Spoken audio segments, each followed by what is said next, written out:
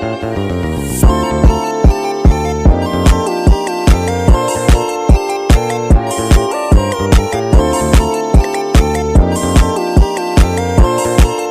pada kali ini saya akan menyampaikan sedikit informasi yang saya dapat mengenai tips menyikapi konten rage bait. Sebelumnya teman-teman ada yang tahu nggak sih apa itu konten rage bait? Jadi rage bait itu jenis konten yang sengaja dibuat untuk memancing kemarahan dan respon negatif dari netizen. Konten semacam inilah yang biasanya menggunakan judul yang provokatif, serta menyoroti isu-isu yang cukup sensitif dan kontroversial. Dan isu yang dibahas itulah yang kemudian akan semakin memanas ketika kreator berhasil mengadu domba netizen dengan pendapat atau pandangan yang berbeda. Rage bait itu memiliki beberapa ragam bentuk, misalnya menggunakan judul yang sengaja dibuat kontroversial, atau mengejutkan untuk menarik perhatian dan memancing rasa penasaran. Adapun konten yang mengandung unsur sensasional, seperti menyajikan informasi yang tidak lengkap, bias, atau bahkan salah untuk memicu perdebatan dan kemarahan, atau bahkan memberikan informasi yang salah atau menyesatkan.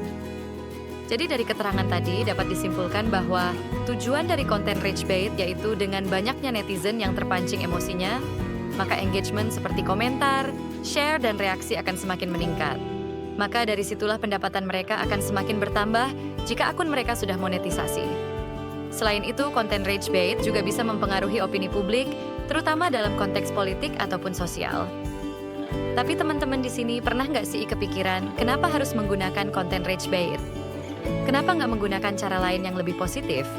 Seperti membuat konten edukatif atau membuat humor yang nggak merendahkan ataupun menyakiti orang lain. Nah, terkadang mereka beranggapan bahwa konten rage bait itu cara yang lebih efektif buat dilakukan. Karena dari segi psikologi manusia sendiri, manusia itu secara alami lebih tertarik pada hal-hal yang bisa membangkitkan emosi seperti kemarahan. Lalu dari kemarahan tersebut, terkadang mereka cenderung ingin membagikan perasaan tersebut kepada orang lain, sehingga memperluas jangkauan konten rage bait. Selain itu, algoritma platform media sosial juga lebih cenderung memprioritaskan konten yang memicu banyak interaksi, sehingga konten yang bersifat provokatif lebih mudah menyebar. Lalu bagaimana sih cara kita menyikapi adanya konten rage bait ini? Yaitu dengan menghindari reaksi emosional, dengan cara tetap tenang dan berpikir kritis. Hindari reaksi yang berlebihan atau bahkan manipulatif. Lalu yang selanjutnya itu baca dengan teliti. Jadi jangan cuma baca judulnya aja, tapi baca keseluruhan konten yang ada untuk memahami konteks dan argumennya. Dan yang terakhir itu melakukan verifikasi informasi. Yaitu pastikan informasi yang diberikan itu sesuai dengan fakta yang ada.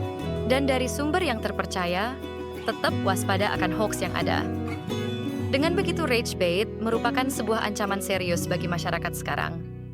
Maka dari itu kita perlu memahami bagaimana rage bait bekerja dan dampak negatifnya. Kita dapat mengambil langkah-langkah untuk melindungi diri sendiri dan orang lain dari manipulasi informasi.